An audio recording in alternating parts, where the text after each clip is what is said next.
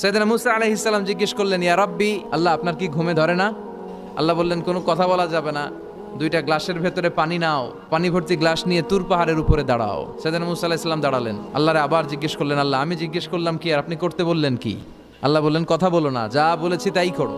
তো মুসা আলাইহিস সালাম কিছু বলতে পারে না, পানি নিয়ে দাঁড়িয়ে রইলেন। মুসা আলাইহিস সালামকে আল্লাহ বললেন, তুমি দাঁড়িয়ে থাকো আর ঘুম রে, বললেন ঘুম তুই মুসারে ধর।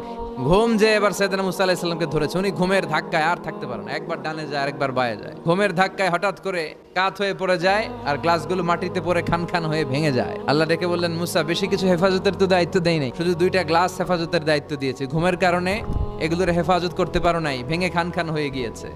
আমি যদি তোমাদের মতো ঘুমিয়ে যেতাম তাহলে পৃথিবীর সাথে সূর্য লেগে, সূর্যের সাথে চন্দ্র লেগে গোটা মহাবিশ্বটা এভাবে গ্লাসের টুকরার মতো খান খান হয়ে যেত রে মুসা। এজন্য লা তাখুযুহু সিনাতু ওয়ালা নাওম, আমার ঘুমেও ধরে না, ঘুমের আগে যে তন্দ্রা আসে ওইটাও ধরে না।